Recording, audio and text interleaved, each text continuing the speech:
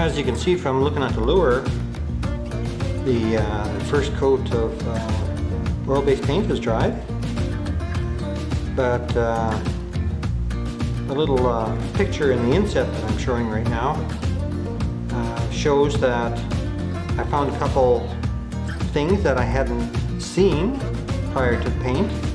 One was a little divot in the tail area here, and another one right around the eye. So the first coat of base paint can be humbling. I can feel that this is it feels rough, but again, that's that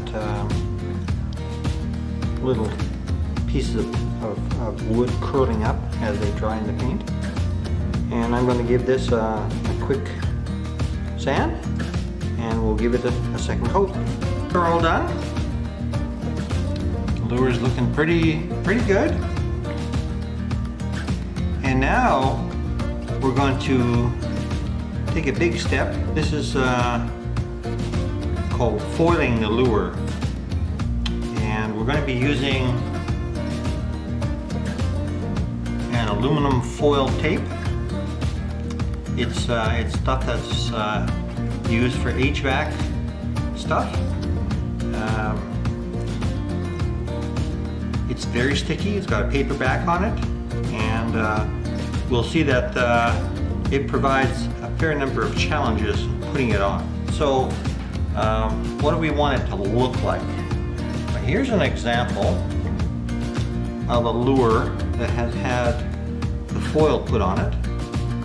It does not have the scaling put on it yet, but this is kind of a good example of what this lure is going to look like after this next step.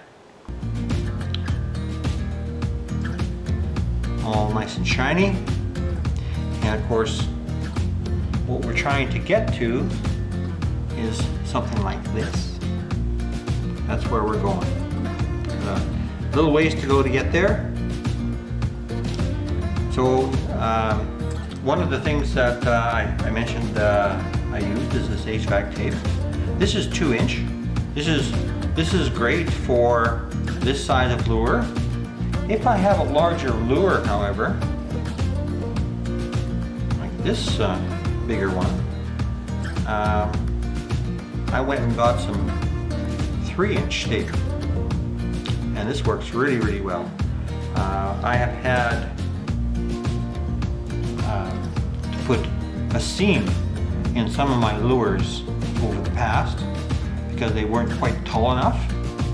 And what happens is, and I have examples of this actually, where fish have been kind of chewing on this, and water gets through the epoxy layers and gets between the two aluminum layers and kind of creeps along here. So always looking for opportunities to get better at what I do. I didn't even know you could get 3-inch tape until I started looking for it. So let's get going. So here's the roll of tape. Gotta be careful with this tape. You can see a little crinkle in here already. This roll of tape is worth about $20 Canadian, and if you were to drop this on the floor and get a big kink in it, you might as well take that whole roll and kind of throw it out, because that kink, you'll never get it out. So the way you start with this is you cut off a piece. You'll need a pair of scissors and scalpel, and you make the initial cut so the tape will cover the entire body, and you carefully put away the tape.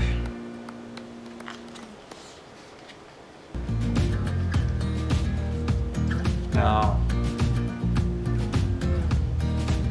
normally you would start from the tail, and you're gonna take this paper off which can be a bit of a challenge. And then you're going to kind of get it about right and then move it over. And what you want to do is be able to fold this tape around to the center line on the bottom. It doesn't matter so much about here because you're going to cut that anyway. So let's see if we can between there. There we go. So one of the things you're going to see me do is you're going to see me take the paper off, but I'm not going to take it totally off. I'm going to leave the paper on the back part of it. That kind of protects the aluminum foil from kind of going crazy, and it kind of slows down any movement. And this stuff has got a mind of its own. So I notice I'm okay. Now, as I line this up, I'm going to take my finger and go down the middle of the lure.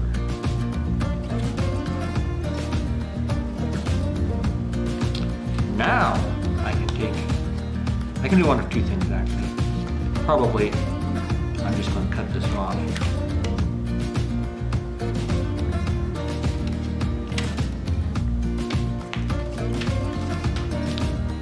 So then what you do is you start to work it with your fingers.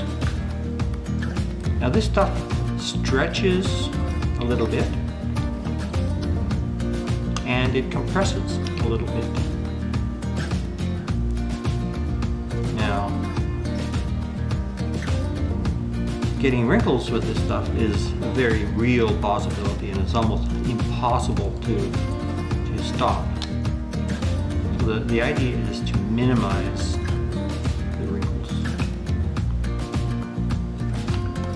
See how that is falling down real nice. I don't know if you can hear that that kind of crinkly sound.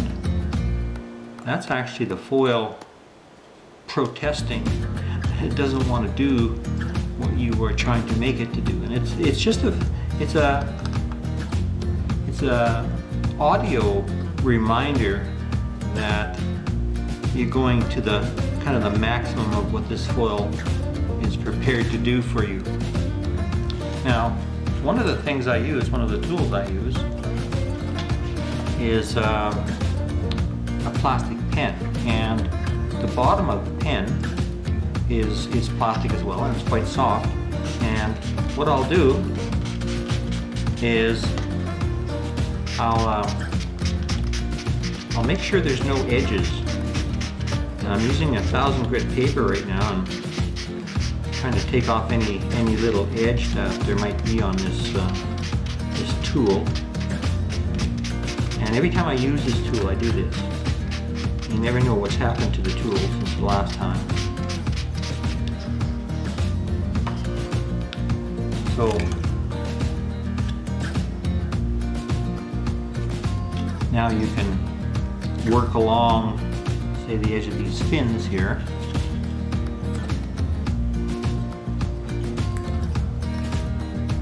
And get into tighter places.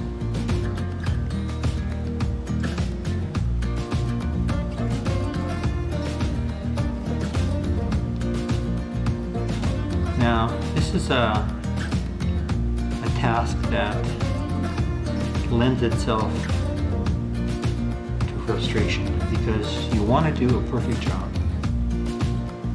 This foil will not allow it. Yet, every other skill that I've learned working on these lures, I get better and better and better. And after a while, some of the skills just come absolutely naturally. This skill, however, is not like that. Because this foil seems to have a mind of its own, you can do a lure one day and do just fine and say, wow, I'm getting really good at this. However, the very next day, you do exactly the same lure, use exactly the same foil from exactly the same roll, and you get just a bunch of problems. Now, as I'm working with this, you can see I'm trying to work towards this center line,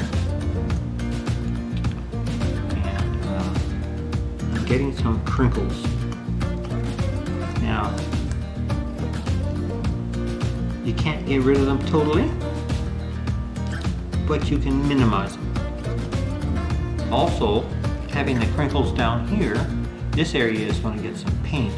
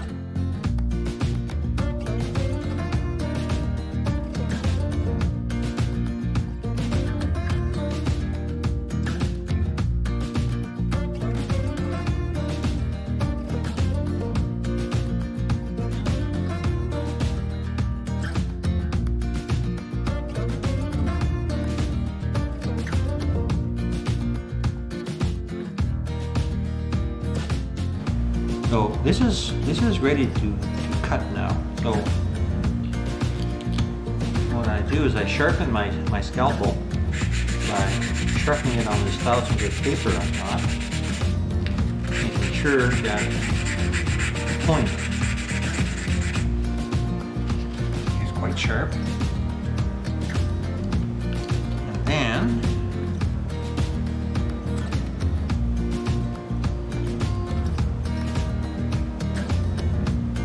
ready to make this cut. Now this cut doesn't have to be exact because it's going to be covered, but you have to grab on hard to the lure.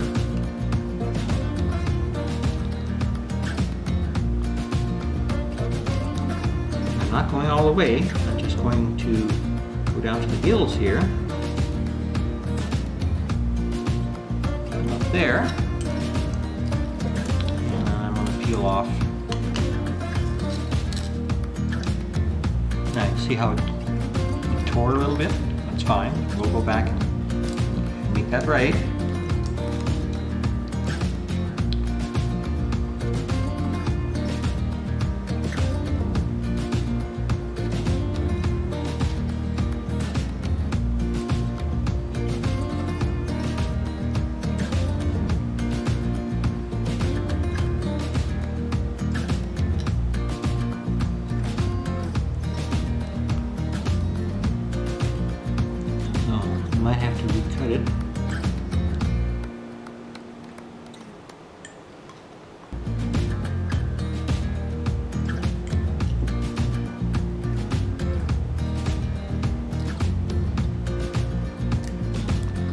So notice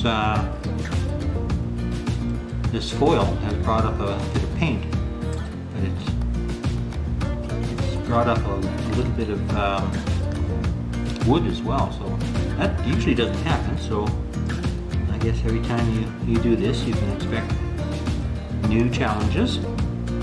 Now I take the same pen, and I don't know if you can see this edge here. It's kind of curled up a little bit. And so what I do is I just bring that back down.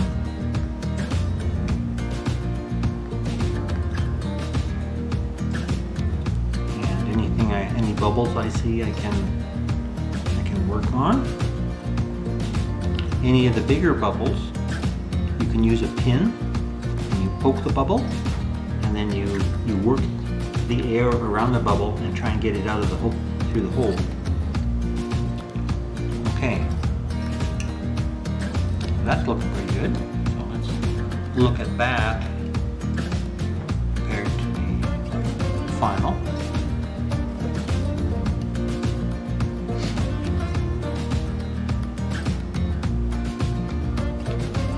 Now what I want to do is I want to work on this area along here.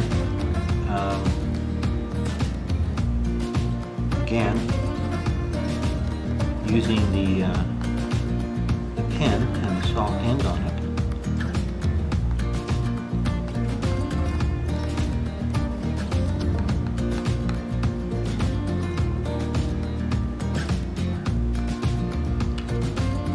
Now you'll notice that I'm over the center line, so I'm ready now to cut this right down the center line.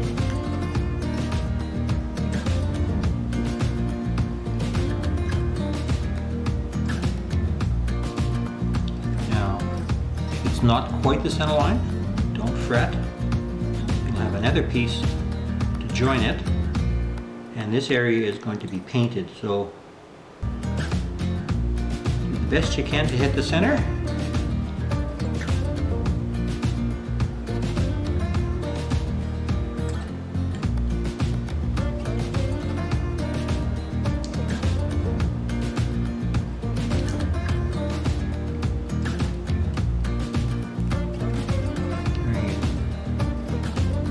First one always looks best because you can't see the other one joining it.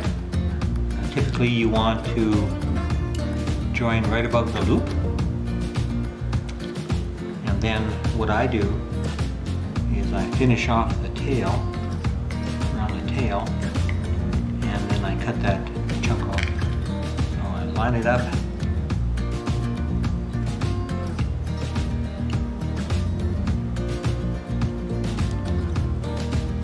there, and I always go back, of course, sure that edge has been burnished down. Okay, we're making good progress. Now we need to get around the head. Now that can be a bit of a challenge because the head is an area that is subject to crinkles. And I'm sorry I'm doing this. I'm going to do this upside down, but I guess I can do it this way.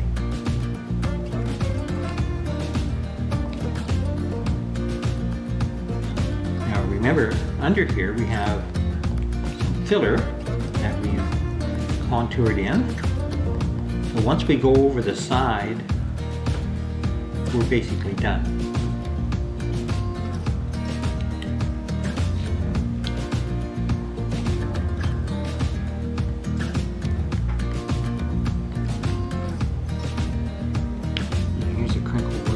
Working its way down.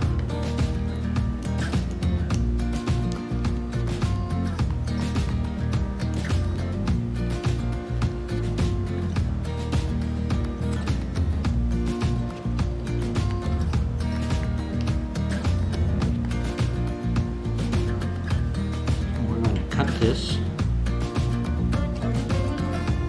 all the way to the front. Make sure that that's down. cut this eye out, of course.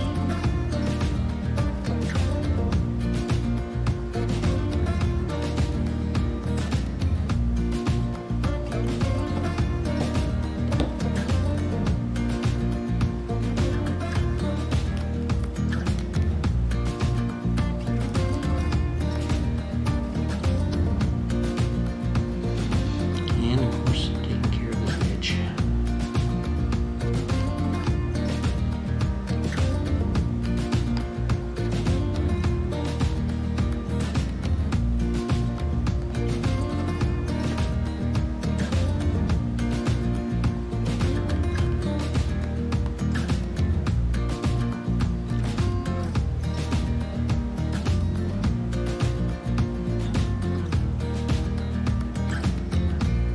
Of course, you can go over this as often as you want, getting the bubbles out. Now, one little thing I noticed here is the center line is here, and the aluminum didn't go far enough. Not a big problem. The aluminum that goes on this side, you can actually bring it over to here if you want, or you can just cut it along. And there'll be one coat of epoxy that goes on here prior to some of the painting, so that'll take care of this. You'll never see it once the lure is complete. So now we are we want to cut this piece off. So how do we do that? Well, we gotta get it done, and I'm not sure if the camera shows it, but I can actually see the division between one side of the lure. So my camera was nice enough to run out of battery just as I was showing you how to cut the eye out on this side. So I've done the other side, and I thought I would take the opportunity to do this eye on camera. Just so you know how it's done. It's not real difficult.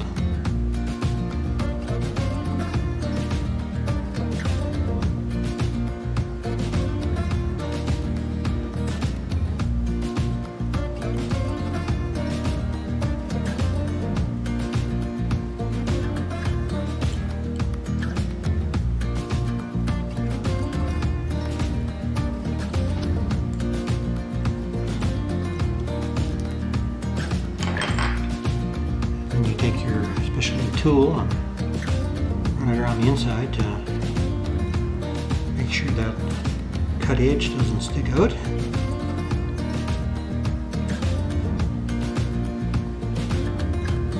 And now this lure is basically done, the foiling.